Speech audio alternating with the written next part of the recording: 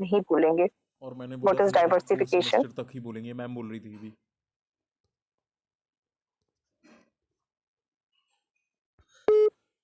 Any one of you, what is diversification? Diversification क्या है?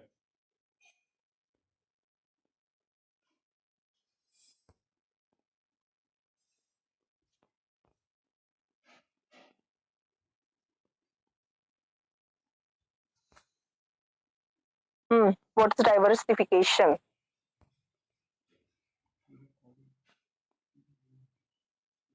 Ma'am, can you please repeat?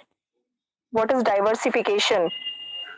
Diversification, ma'am, different kind of things when come together, like different bonds or different stocks or like that. Diversification मैंने आपको investment के term में समझाया था कि diversified जब हम Portfolio. यस Ma'am, ठीक है portfolio create करना है.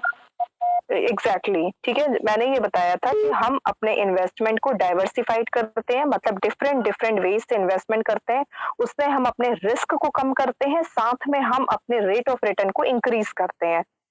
मैंने एग्जांपल भी दिया था, suppose I have 5 options, I have 1 lakh of rupees, ठीक है, और मैंने आपको बताया था कि कुछ मैंने म्यूचुअल फंड में इन्वेस्ट कर दिया, कुछ मैंने इक्विटी शेयर्स में लगा दिया, कुछ मैंने एफडी कर दिया कुछ अमाउंट को, ठीक है, कुछ जो है स्मॉल अमाउंट में मैंने गोल्ड परचेज कर लिया, या मैंने अदर फाइनेंशियल इंस्ट्रूमेंट में, या मैंने कोई पॉलिसी ले ली, ठीक है, या मैंने ऐसा कोई भी प्लान ले लिया, ठीक है। अगर मैंने ये अलग अलग तरीके से इन्वेस्टमेंट किया है तो वो जो 1 लाख रुपीज था उसका इन्वेस्टमेंट डाइवर्सिफाइड हो गया। डाइवर्सिफाइड होने के कारण मेरी रिस्क कम हो गई, रिस्क कम होने के साथ ही मेरा जो रेट ऑफ रिटर्न है वो अलग अलग इन्वेस्टमेंट मुझे अलग अलग रेट ऑफ रिटर्न देगा। सपोज करिए म्यूचुअल फंड मुझे 12 to 15% रेट ऑफ रिटर्न दे सकता था, एफडी मैंने किया है तो वो मुझे 7 to 8% या 5 to 6% रेट ऑफ रिटर्न देगा। लेकिन यहाँ पर क्या है, ऐसी मैंने कुछ ऐसा इन्वेस्टमेंट किया है जो हाईली रिस्की थी, और कुछ ऐसा इन्वेस्टमेंट किया है जो बिल्कुल लो रिस्क पे थे, या मिनिमम या नो रिस्क पे थे। जैसे एफडी मेरा नो रिस्क वाला इन्वेस्टमेंट हुआ, ठीक है, इक्विटी शेयर जो था मेरा वो हाईएस्ट रिस्क वाला इन्वेस्टमेंट हुआ था, ठीक है। तो यहाँ पर मैंने क्या किया, अपने रिस्क को कंपनसेट किया। मैंने डिफरेंट डिफरेंट इन्वेस्टमेंट में, भाई लो रिस्क वाले भी मैंने इन्वेस्टमेंट किए, मैंने मिनिमम मीडियम रिस्क वाले भी इन्वेस्टमेंट किए, मैंने हाई रिस्क वाले भी इन्वेस्टमेंट किए। अब क्योंकि मैंने अपने रिस्क को कंपनसेट कर लिया, या रिस्क को मैंने डाइवर्सिफाइड कर लिया, एक ही जगह मैंने इन्वेस्टमेंट नहीं किया जहां मेरा इन्वेस्टमेंट बहुत ज्यादा रिस्की हो सकता था।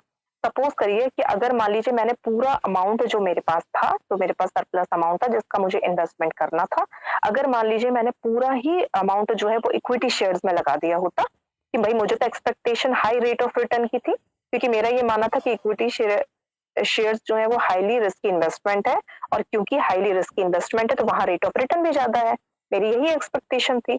लेकिन मान लीजिए इन केस अगर कंडीशंस फेवरेबल नहीं रहती, अगर मार्केट फेवरेबल नहीं रहता, सपोज करिए, तो मेरा वो इन्वेस्टमेंट तो मुझे ग्रोथ देने की बजाय मेरा और कम हो जाता इन्वेस्टमेंट। मान लीजिए मैंने 100 रुपीज का शेयर परचेज किया था, मार्केट फेवरेबल नहीं था, वो कंडीशन ऐसी आती कि वो प्राइस जो है वो सपोज करिए 95 पे आ जाता, 95 पे स्टॉप लॉस लगता, ठीक है। तो यहाँ पर क्योंकि मेरा ये मानना था कि ठीक है मुझे रेट ऑफ रिटर्न तो चाहिए, लेकिन मैं इतना ज्यादा रिस्क नहीं ले सकती कि मैं पूरा अपना इन्वेस्टमेंट जो है वो इक्विटी शेयर में कर दूं। तो यहाँ पर मैंने सोचा कि भाई मैं अपना इन्वेस्टमेंट डाइवर्सिफाइड करूं। डाइवर्सिफाइड करने का मतलब ये है कि मैंने अपना रिस्क को मैनेज कर लिया, मतलब रिस्क को कम भी कर लिया, ठीक है, और साथ में रेट ऑफ रिटर्न जो था वो मेरा रेट ऑफ रिटर्न मुझे अच्छा खासा रेट ऑफ रिटर्न मिल जाएगा।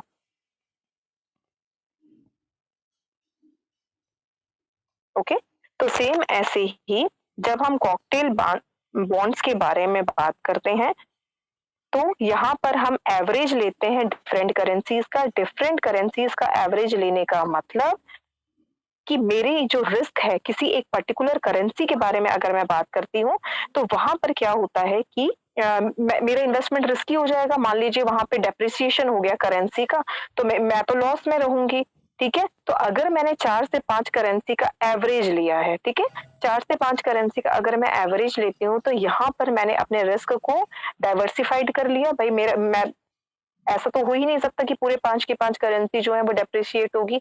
अगर कोई एक करेंसी डेप्रिशिएट होगी तो कोई एप्रिशिएट भी तो होगी।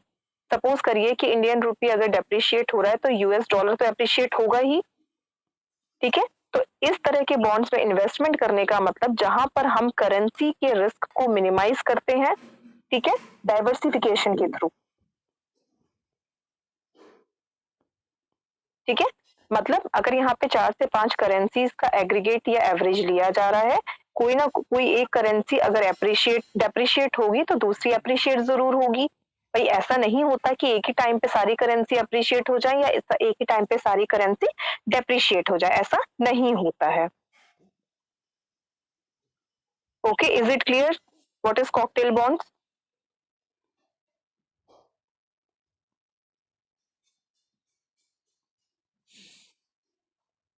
My voice is audible?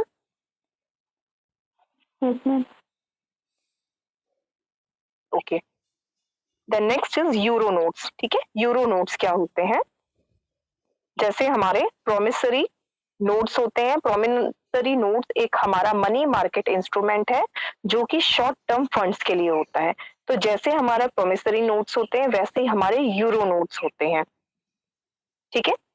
बस इसमें ये होता है कि जिस कंट्री में इशू किए जाते हैं, जिस कंट्री के यूरो नोट्स होते हैं, ठीक है, उस कंट्री के अलावा अदर कंट्री की करेंसी में इनका डिनोमिनेशन होता है, ठीक है, डिनोमिनेशन होता है। इसमें क्या होता है, जो यूरो नोट्स होते हैं इसमें डॉक्यूमेंटेशन फैसिलिटी मिनिमम होती है, ठीक है। दूसरा इसमें क्या है कि उन सारे इन्वेस्टर्स के लिए जिनको बहुत शॉर्ट टर्म इन्वेस्टमेंट करना है, या उन सारे मनी बोरोवर्स के लिए, ठीक है, जिनको की शॉर्ट टर्म फंड की रिक्वायरमेंट है, बहुत लॉन्ग टर्म के लिए नहीं चाहिए फंड, शॉर्ट टर्म फंड्स के लिए, जैसे हमारे प्रोमिसरी नोट्स होते हैं शॉर्ट टर्म फंड्स के लिए रहते हैं। भाई जिनको शॉर्ट टर्म फंड चाहिए वो वहां से बोरो करेंगे, और जिनको शॉर्ट टर्म इन्वेस्टमेंट करना है वो वहां पे इन्वेस्टमेंट करेंगे। ज्यादातर गवर्नमेंट ऑर्गेनाइजेशन, गवर्नमेंट इंस्टीट्यूशन इसमें इन्वॉल्व होते हैं, ठीक है। तो इसमें क्या रहता है कि लो कॉस्ट फंडिंग रूट रहता है, ठीक है। दूसरा शॉर्ट मैच्योरिटी, क्योंकि शॉर्ट टर्म फंड्स है, शॉर्ट मैच्योरिटी पीरियड होता है। जिनको शॉर्ट टर्म के लिए इन्वेस्टमेंट करना है वो यूरो नोट्स में इन्वेस्टमेंट कर सकते हैं। यूरो नोट्स एक तरह का सेम वैसे ही जैसे कि हम प्रोमिसरी नोट के बारे में बात करते हैं, यूरो नोट्स भी एक तरह के प्रोमिसरी नोट्स होते हैं, ठीक है, जिसमें डॉक्यूमेंटेशन फैसिलिटी मिनिमम होती है।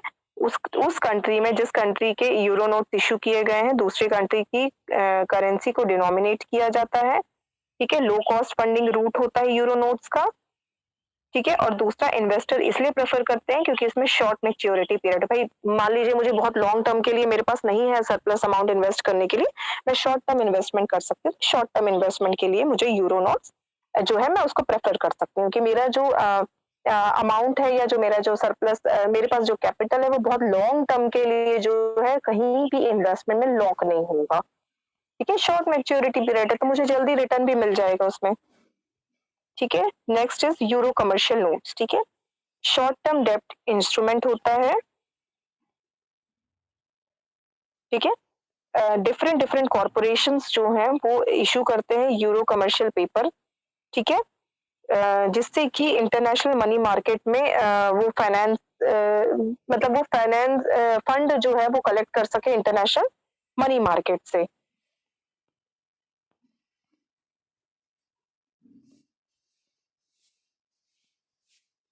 ठीक है। नेक्स्ट आता है हमारा medium term euro notes. Medium term euro notes हम उन सारे इन्वेस्टमेंट्स को कह रहे हैं, उन सारे यूरो नोट्स को बोल रहे हैं जिनका मैच्योरिटी पीरियड जो है वो 1 साल से 5 साल के बीच में रहता है, ठीक है। जो है मीडियम टर्म फंड्स की रिक्वायरमेंट होती है वो कंपनी जो है वो इशू करती है। दूसरा जो इन्वेस्टर्स जिनको मीडियम टर्म में इन्वेस्ट करना है, ठीक है, वो इसमें इन्वेस्टमेंट करते हैं।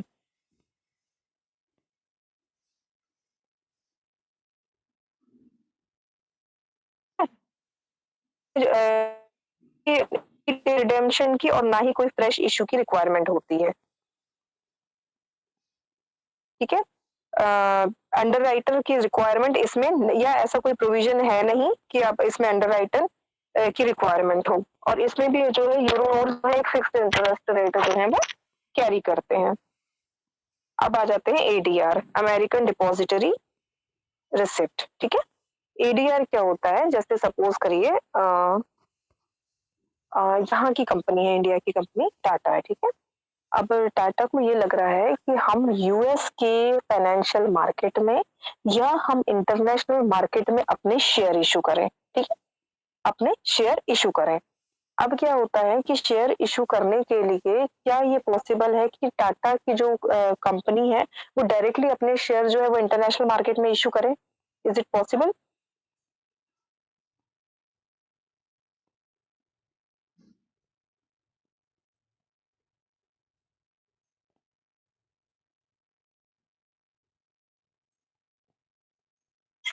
ठीक है, ऐसा नहीं होता है। तो ऐसे में क्या होता है कि भाई हमें अगर अमेरिका में अपने शेयर इश्यू करने हैं, अमेरिका के मार्केट में, ठीक है, फाइनेंशियल मार्केट में, तो हमें वहां के एक पर्टिकुलर बैंक से कांटेक्ट करना पड़ेगा। पर्टिकुलर बैंक को हमें ये बताना पड़ेगा कि suppose I want to issue 1 lakh of shares in US market. ठीक है, यूएस के मार्केट में मुझे 1 लाख शेयर जो है वो इशू करने हैं।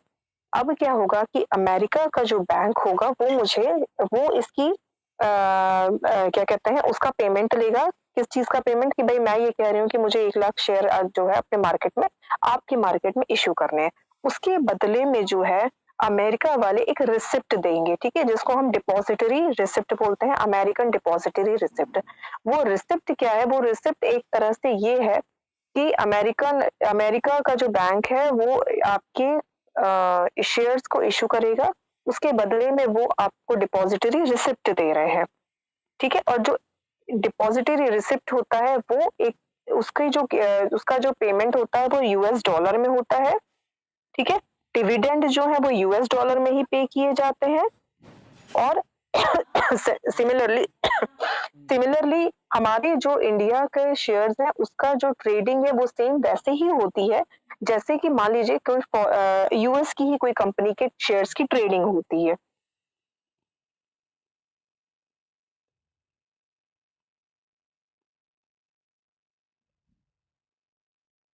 ठीक है, तो ऐसे ये जो रिसिप्ट हम हमें मिलती है या ये जो अथॉरिटी हमें मिलती है अपने शेयर्स को इंटरनेशनल फाइनेंशियल मार्केट में इशू करने का, ठीक है, तो उसे हम अगर हम अमेरिका के बारे में बात कर रहे हैं तो उसको अमेरिकन डिपॉजिटरी रिसिप्ट बोलते हैं। अगर हम पूरे ऑल ओवर द वर्ल्ड के बारे में बात कर रहे हैं तो उसे हम ग्लोबल डिपॉजिटरी रिसिप्ट बोलते हैं। अमेरिकन डिपॉजिटरी रिसिप्ट जहां पर हम ओनरशिप दे रहे हैं अपने शेयर्स को इशू करने का। किसको दे रहे हैं? यूएस में दे रहे हैं, यूएस की कंपनी को दे रहे हैं। ठीक है, और यूएस की कंपनी जो है वो उस हमारे शेयर्स को अपने फाइनेंशियल मार्केट में इशू करेगी। ठीक है, जो एडीआर्स है उनका जो डिविडेंड का पेमेंट यूएस डॉलर में होता है, प्राइस जो है वो यूएस डॉलर में होता है, और सिमिलरली वैसे ही ट्रेड किया जाता है जैसे कि यूएस बेस्ड कंपनी जो है वो ट्रेड करती है शेयर का। ओके, नेक्स्ट आ जाते हैं जीडीआर, ग्लोबल डिपॉजिटरी रिसिप्ट। ठीक है, जैसे यहाँ पर हमने अमेरिका के बारे में बात करी थी। अगर मान लीजिए मुझे all over the world financial market में शेयर इशू करने हैं इंडिया की कंपनी के, ठीक है, तो उसके लिए हमें रिक्वायरमेंट होती है ग्लोबल डिपॉजिटरी रिसिप्ट की। ठीक है, जो कि इंटरनेशनल बैंक इशू करता है, और इससे ये है कि हम ऑल ओवर द वर्ल्ड के कैपिटल मार्केट में अपने शेयर्स को इशू कर सकते हैं।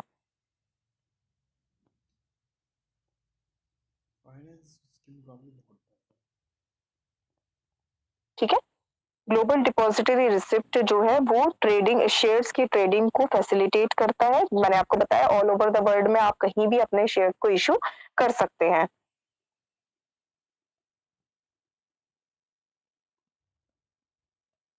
ठीक है, सिमिलरली वैसे ही जैसे हमने एडीआर पढ़ा, अमेरिकन डिपॉजिटरी रिसिप्ट, सेम ऐसे ही हमारी जीडीआर होता है। यहाँ पे अमेरिकन डिपॉजिटरी रिसिप्ट जहां पर हम सिर्फ अमेरिका या यूएस के बारे में बात कर रहे हैं।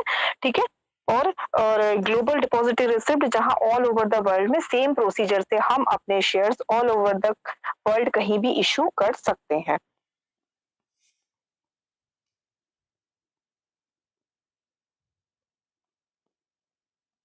ठीक है, अब क्या इशू प्रोसीजर क्या रहता है इशू करने का? ठीक है, सबसे पहले मुझे अपने कितने शेयर्स इश्यू करने हैं, ठीक है।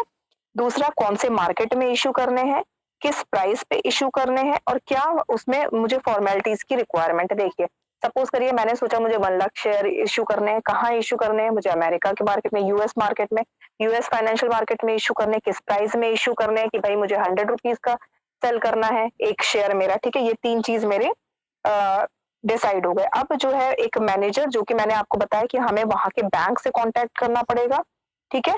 सारी सारी फॉर्मेलिटीज होंगी, पूरा जो है वो प्रोस्पेक्टस तैयार किया जाएगा, ठीक है। हमें अपने शेयर किसके पास डिपॉजिट करने पड़ेंगे, उस पर्टिकुलर बैंक के पास डिपॉजिट करने पड़ेंगे, ठीक है। उसके बाद जिस जिस फाइनेंशियल मार्केट में हमें शेयर इशू करना है, वहां की जो अथॉरिटी है वो इस बैंक से जो है वो शेयर्स को लेना, मतलब जो शेयर्स के रिसिप्ट है उसको लेगी और उसके बाद जो है वो हमारे जो शेयर्स हैं वो मार्केट में इशू होंगे, ठीक है। मतलब वो बैंक हमारे लिए एक डिपॉजिटरी बैंक कहलाएगा, जहां पर हमने समझिए अपने शेयर्स को डिपॉजिट कर दिए, ठीक है। डिपॉजिटरी से फिर वो जो है एक कस्टोडियन बैंक को जाएगा और कस्टोडियन बैंक के थ्रू जो है वो कहाँ जाएगा, इशूइंग अथॉरिटी या इशूइंग कंपनी के पास जाएगा, कौन सी कंपनी जो है हमारे शेयर्स को इशू कर रही है। तो ये प्रोसीजर होता है जब हम ग्लोबली या इंटरनेशनली अपने शेयर्स को इशू करते हैं,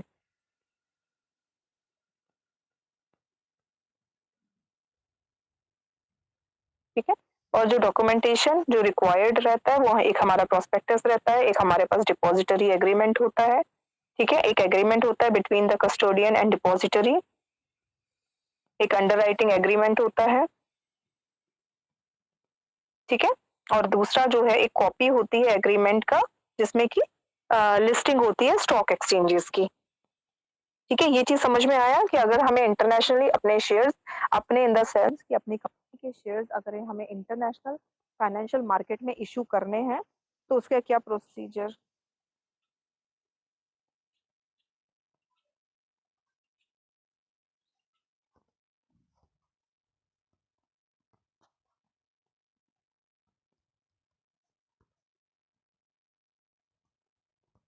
ठीक है, तो उसका क्या प्रोसीजर होता है। देखिए, हमने पहले सोचा कि सपोज करिए मुझे 1 लाख शेयर इशू करने हैं, 100 रुपीज पर शेयर के हिसाब से इशू करने हैं और यूएस के मार्केट में इशू करने हैं, ठीक है। यूएस के फाइनेंशियल मार्केट में ये 3 चीजें मैंने डिसाइड कर ली। उसके बाद वहां पर जो है एक डिपॉजिटरी जो है अथॉरिटी या डिपॉजिटरी जो है मुझे सपोज करिए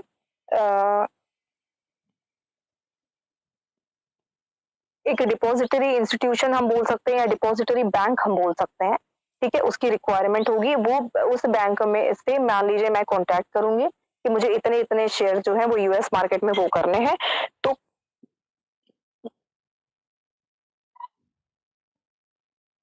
ठीक है। तो डिपॉजिटरी के पास से मुझे स्लिप मिलेगी, मतलब जो है डिपॉजिटरी रिसिप्ट मिलेगी कि भाई मैंने अपने 1 लाख शेयर जो है वो इस पर्टिकुलर डिपॉजिटरी में डिपॉजिट कर दिए हैं। उसके बाद जो डिपॉजिटरी बैंक होगा या इंस्टीट्यूशन होगा वो एक कस्टोडियन जो है उनको ये शेयर्स जो है वो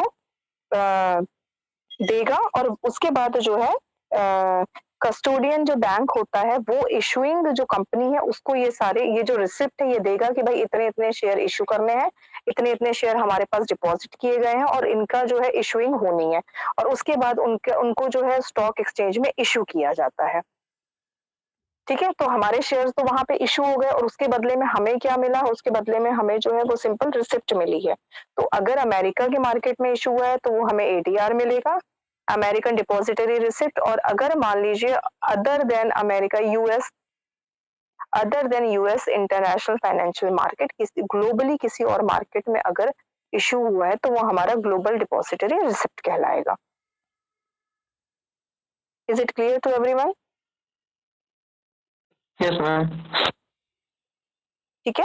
तो so these are the various financial international financial instruments available for investment, ठीक है। हमारे लिए इन्वेस्टमेंट करने के लिए financial market, international financial market में जो different different financial instruments available होते हैं उनके बारे में आज हमने पढ़ा है। ठीक है।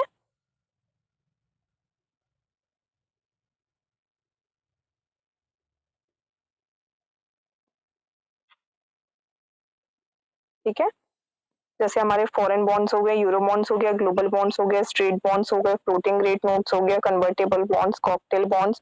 और अगर हम शॉर्ट एंड ये हमारे लॉन्ग टर्म इन्वेस्टमेंट के बारे में बात कर रहे हैं हम। अगर हम शॉर्ट या मीडियम टर्म इंस्ट्रूमेंट्स के बारे में बात करेंगे तो वो हमारे यूरो नोट्स हो गया, यूरो कमर्शियल पेपर्स हो गए, मीडियम टर्म यूरो नोट्स हो गए। ठीक है, इसके अलावा मैंने बताया एडीआर और जीडीआर। ठीक है, एडीआर और जीडीआर यही इंपॉर्टेंट है पढ़ने के लिए। ठीक है, अमेरिकन डिपॉजिटरी रिसिप्ट और global depository receipt.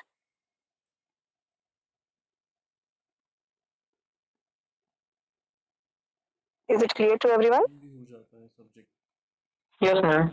American deposit और ग्लोबल। ठीक है, तो जैसे हमारे पास इंडिया में वेरियस इंस्ट्रूमेंट्स अवेलेबल हैं या वेरियस फाइनेंशियल एसेट्स अवेलेबल हैं इन्वेस्टमेंट के लिए। जैसे मान लीजिए हमारे पास इक्विटी शेयर्स हैं, डिवेंचर्स हैं, बॉन्ड्स हैं।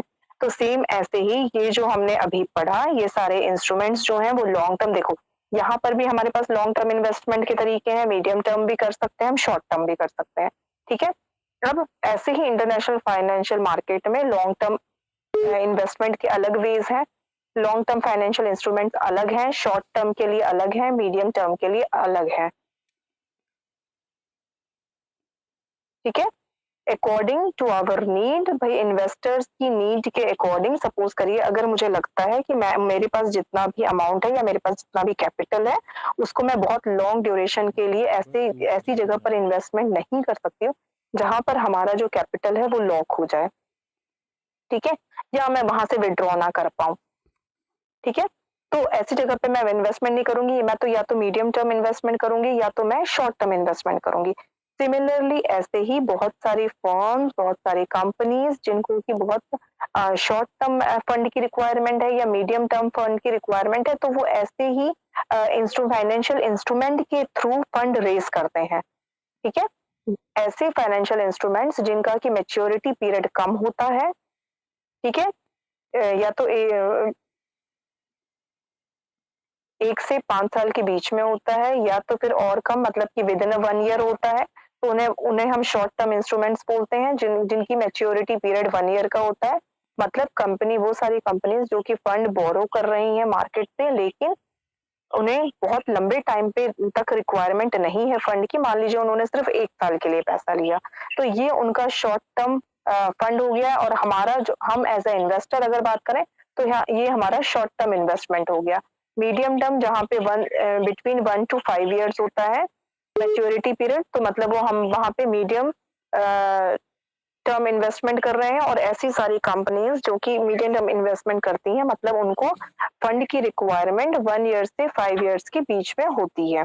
और लॉन्ग टर्म इन्वेस्टमेंट जहां पर हमें पता है कि लॉन्ग टर्म में हमने इन्वेस्टमेंट किया है, जहां पर हमें फंड की रिक्वायरमेंट बहुत लंबे टाइम तक एज ए इन्वेस्टर अगर हम बात करते हैं, तो एज ए इन्वेस्टर हमें बहुत लंबे टाइम तक अगर फंड की रिक्वायरमेंट नहीं है और हम जो है किसी भी इन्वेस्टमेंट में अपना अमाउंट जो है वो लॉक कर सकते हैं, तो हम लॉन्ग टर्म इन्वेस्टमेंट करते हैं या लॉन्ग टर्म फंड में इन्वेस्टमेंट करते हैं।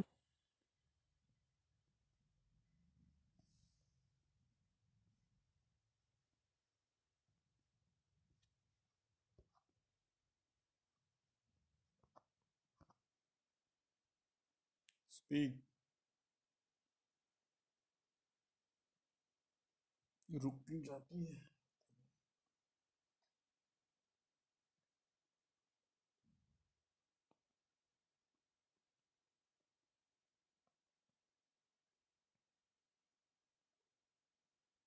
Okay, is it clear to everyone? Yes, ma'am. Yes, ma'am. Yes, ma'am. Okay, so I'm winding up my class. Good day to all of you. Thank you, ma'am.